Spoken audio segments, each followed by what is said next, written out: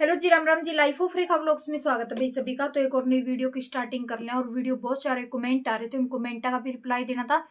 और आपको पता है कि एग्जाम के सिर्फ 20 दिन रह गए हैं, तो मैंने सोचा कि थोड़ा आपको मोटिवेट भी कर दूं और कुछ पॉइंट्स आपको बता दूं, ताकि आप लोग डरो ना इस चीज़ से कि भाई हमारा एग्जाम हम कैसे कर पाएंगे, कैसे नहीं कर पाएंगे।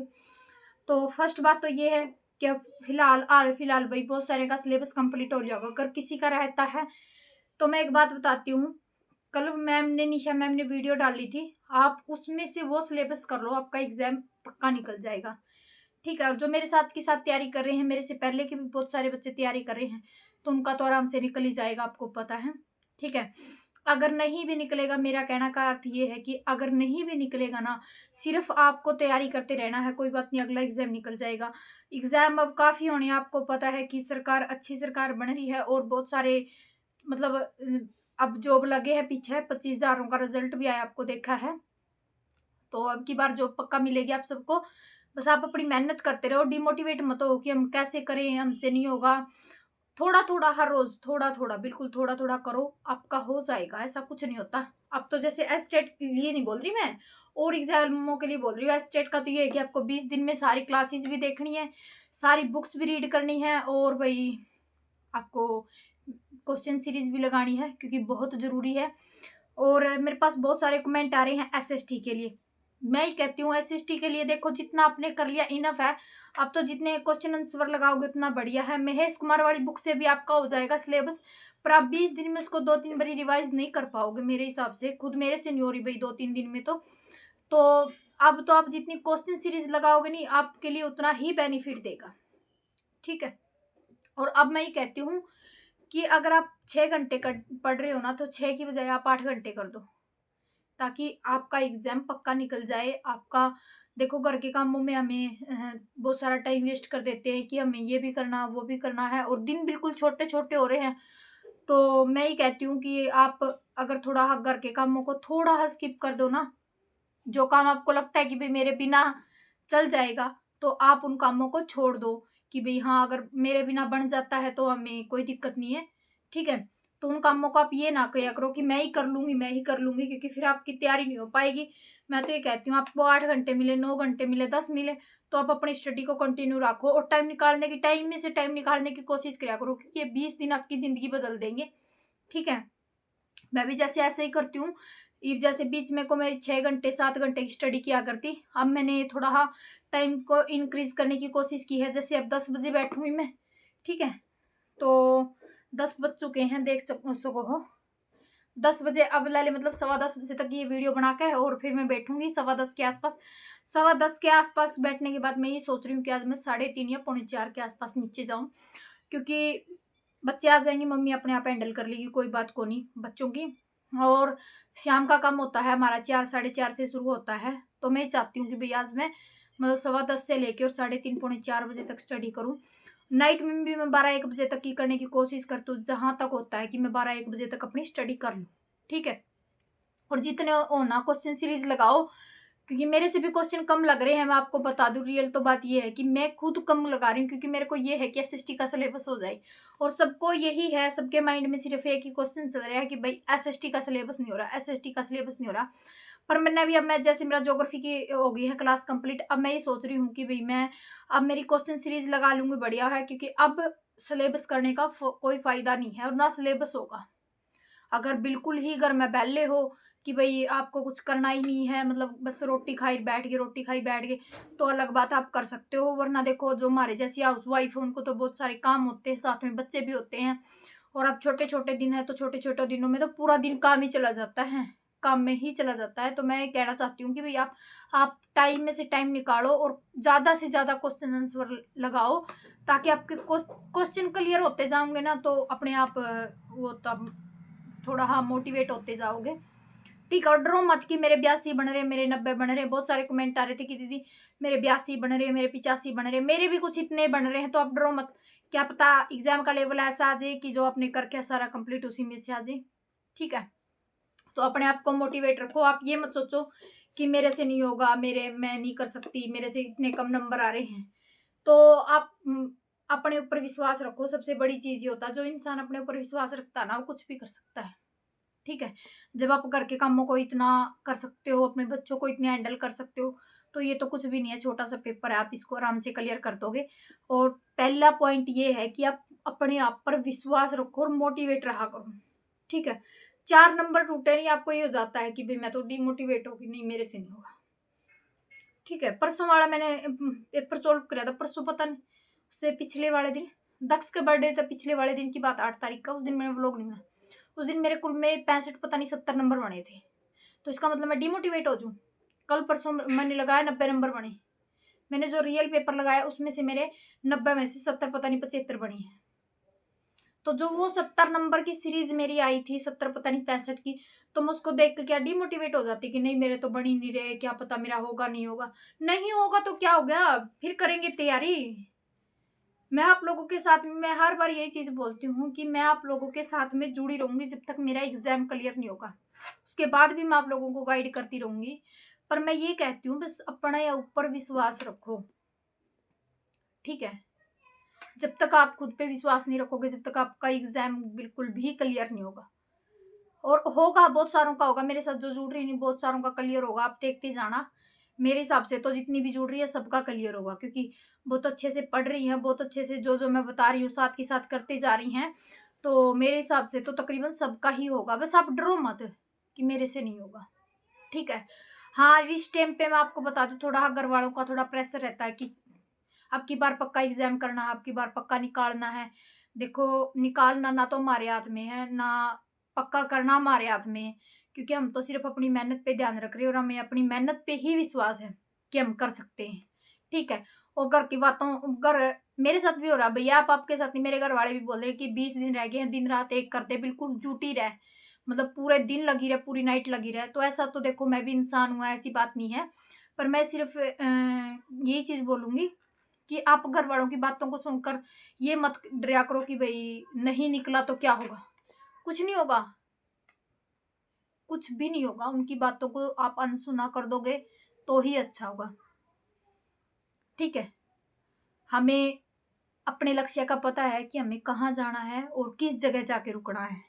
ठीक है, हमें सिर्फ अपनी मेहनत करनी है, फल की चिंता भगवान को है, वो अपने आप दे देंगे। मर्जी रब की है, रब जैसा करेगा हमें वही स्वीकार है। ठीक है, कई बार ऐसा होता है, हमें कई बार इतना कॉन्फिडेंस होता है। मैंने इंटरव्यू में बताया था, मेरा जो सीटी का एग्जाम था पिछली ग्रेड, मुझे ना इतना विश्वास था अपने ऊपर कि मैं ना 8-8 घंटे पढ़ती थी सीटी के एग्जाम के लिए, मैं आपको बता दूं। तो उस टाइम मुझे अपने आप से इतनी आशा हो गई थी कि भाई हाँ मेरा एग्जाम निकल जाएगा, पक्का निकलेगा पक्का। मेरा नहीं निकला। और मेरे देवर का बताऊं मैं आपको, ऑनलाइन, सिर्फ ऑनलाइन जो क्वेश्चन सीरीज होती है ना, वो देख के उन्होंने उनका पेपर निकाल लिया।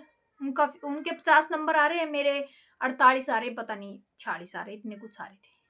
वो कुछ ही पॉइंटों में रह गया था मेरा एग्जाम। और मैं इतनी रोई थी, इतनी रोई थी, हद से ज्यादा रोई थी। और उसके बाद मैंने ना, अगर मैं उस टाइम की तैयारी कर रही होती ना, उस टाइम डिमोटिवेट नहीं होती, तो मेरी जो समय खराब हुआ ना 1-1.5 साल का, वो नहीं होता। तो क्या पता आज मेरा एग्जाम निकल जाता। तो उस टाइम मैं डिमोटिवेट हो गई, मैंने सारी बुक, सारे नोट्स मेरे रख दिए थे। और मेरे देवर ने एक भी नोट्स नहीं बना रखा। हकीकत तो ये है, एक भी बुक्स नहीं परचेज करके थी उस टाइम में, अब तो उन्होंने बुक भी परचेज कर ली हैं, तो नोट्स भी बना रखे हैं। तो उस टाइम में उन्होंने सीटी की तैयारी करी थी सिर्फ ऑनलाइन देख के न, और वो भी यूट्यूब से। 50 नंबर उन्होंने फिर भी ले लिए थे। ठीक है, तो उस टाइम में डिमोटिवेट हो गई थी, भाई नहीं मेरे से नहीं होगा, मैं नहीं कर पाऊंगी। और ऐसे ही मेरे साथ सीटेट में हुआ था।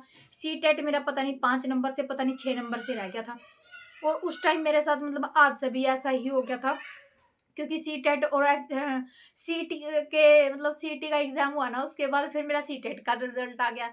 और सीटेट में भी मैं रह गई। ये था कि भाई अगर सीटी नहीं निकला तो कम से कम सीटेट निकलेगा।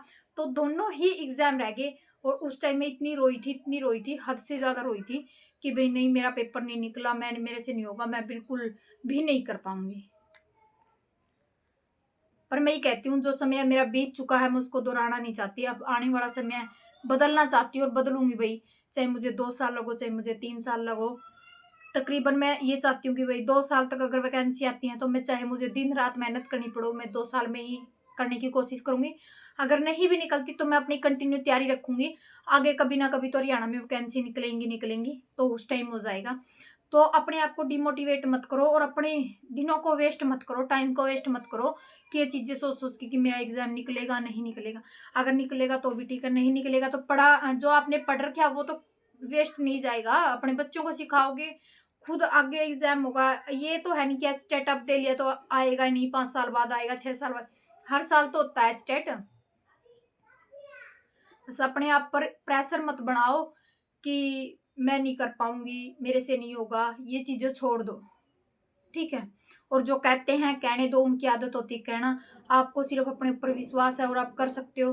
तो चाहे कोई कुछ भी बोले आपको, आप सिर्फ अपनी मेहनत करते रहो और 20 दिन आप पूरे जी जान लगा दो कि 20 दिन में मुझे अपना रिजल्ट देना ही देना है, ठीक है। मेरे भी व्लॉग थोड़ा अगर हो सके उत्सुक हो सकते हैं, क्योंकि आपको पता है अब एग्जाम नजदीक है तो टाइम भी कम है। तो मैं चाहती हूँ कि कम टाइम में ज्यादा करने की कोशिश करूंगी, जितना हो सकेगा उतना रिवाइज भी करूंगी, जितने हो सकेंगे क्वेश्चन सीरीज लगाने की भी कोशिश करूंगी। और क्वेश्चन के लिए मेरे पास कमेंट आ रहे थे, भाई मैंने प्रैक्टिस सेट ले रखा है, वो प्रैक्टिस सेट मैंने कम्युनिटी पोस्ट भी कर रखी है उसकी फोटो। बाकी अब मैंने हर व्लॉग में दिखाती भी हूँ, व्लॉग में देख लियो, अगर कम्युनिटी में चेक करोगे तो कम्युनिटी में मिल जाएगी उसकी पोस्ट, ठीक है। तो अपने ऊपर विश्वास रखो और अपनी तैयारी को ऐसे ही करते रहो। अगर कुछ भी पूछना है, कोई भी रिक्वायरी हो, आप कमेंट सेक्शन में कमेंट कर दो। और एक कमेंट आ रहा था भाई, उस कमेंट का मैं 1 मिनट रिप्लाई बहुत देना चाहती हूँ, क्योंकि उस बेबे का बहुत दुख की बात है कि 1 मिनट रुको।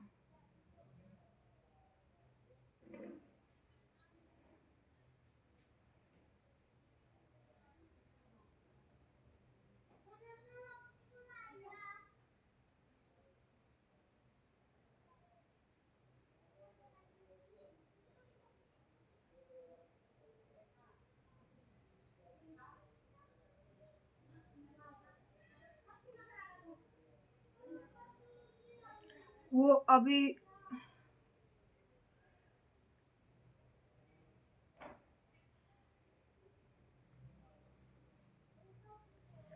तो अभी मेरे को मिल नहीं रहा वो कमेंट, पता नहीं भाई कहाँ मैंने रिप्लाई दे दिया, पता नहीं, तो पता नहीं मैंने रिप्लाई दे दिया। हाँ ये रहा, दे मेरे भाई, भाई भी अब फ्राइडे को एक्सपायर हो गए, लेकिन इस टाइम स्टडी करने का बिल्कुल भी मन नहीं कर रहा। अब मैं स्टेट क्या करूँ, कुछ बता दो दी। तो ये सोनिया का कमेंट है। तो मैं डियर एक बात कहूंगी, वैसे तो ये बहुत ही बैड न्यूज है, मतलब एक लड़की के लिए, एक माँ बाप के लिए, एक वाइफ के लिए। अगर उसके परिवार में से कोई एक सदस्य चला जाता है ना, और भाई तो बिल्कुल बहुत ही बड़ी चीज होती है हमारे लिए, ठीक है ना। माँ बाप और भाई एक ऐसी चीज होती है हमारे लिए कि मतलब उस उनके लिए तो हम अपनी जिंदगी भी दाव पे लगा सकते हैं, ठीक है। तो मैं ये कहती हूँ, देखो वो तो चले गई हैं, ठीक है।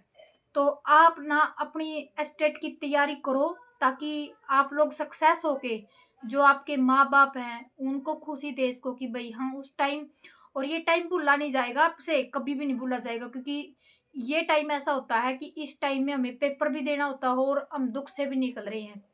और जिंदगी का यही टाइम आपके लिए सुपरस्टार बन सकता है। मेरा मानना तो ये है कि आप एस्टेट की तैयारी करो, ठीक है। मैं समझती हूँ दुख, देखो एक भाई का दुख बहुत ही बड़ा होता है और समझने वाले के लिए तो बहुत बड़ी चीज होती है, ठीक है। तो मैं ये कहती हूँ कि थोड़ा हम मन को कंट्रोल में करो और अपने आप को समझाओ और थोड़ा हाँ पढ़ने की कोशिश करो, ताकि आप एग्जाम निकाल सको। और वो खुशी जो थोड़ी ही दुख में प्रतीत हो रही है ना, उसको, उस दुख को आप थोड़ा हाँ खुशी में प्रतीत करने की कोशिश करो, ताकि आपका एग्जाम निकल जाए, आपके मम्मी पापा इस चीज को देख के खुश हों कि भाई हाँ हमारी बेटी कुछ कर सकती है, ठीक है। इस दुख की घड़ी में वैसे तो माँ बाप के लिए बेटी का होना बहुत जरूरी चीज हो जाती है, क्योंकि जब परिवार पे दुख पड़ता है ना तो बेटी का साथ खड़ा होना बहुत जरूरी होता है, ठीक है। तो मैं तो ये कहती हूँ अपने परिवार को भी दिलासा दो और खुद को भी दिलासा दो। और भगवान से प्रे करूंगी मैं कि चाहे मेरा एग्जाम रह जाए पर आपका एग्जाम जरूर क्लियर हो, क्योंकि इस दुख को मैं समझती हूँ। और भगवान ऐसा दुख किसी को ना दे कि भाई माँ बाप भी रोए और बहन भाई को भी ऐसा दुख हो। ठीक है। और ये कमेंट पढ़ के ना परसों मुझे इतना दुख हुआ, इतना कि अब भी आप देख सकते हो, मतलब मेरी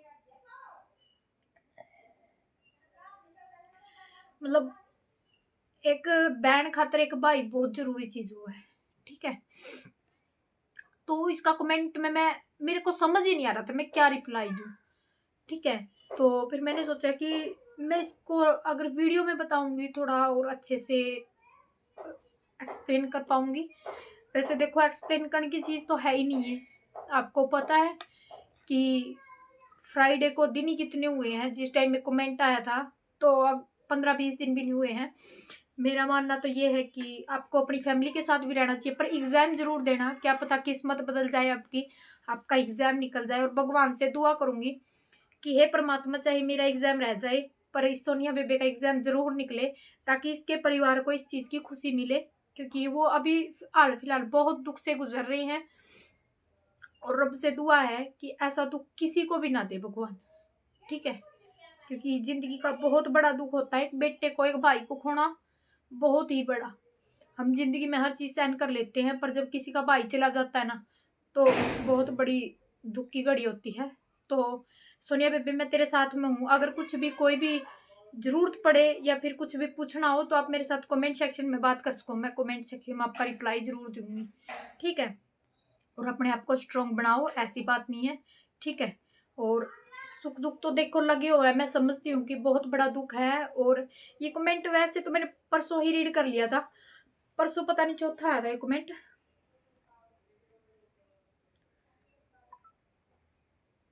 हाँ 3 दिन पहले आया था ये कमेंट।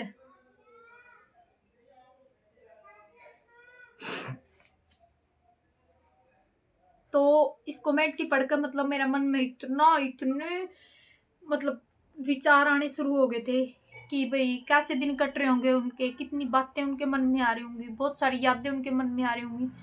तो बस मैं ये चीज़ बोलूँगी कि भाई आप थोड़ा स्ट्रांग बनो और अपनी फैमिली को भी थोड़ा दिलासा दो, ठीक है। तो अगर कोई बात है तो आप कमेंट सेक्शन में मेरे से बात कर सकते हो।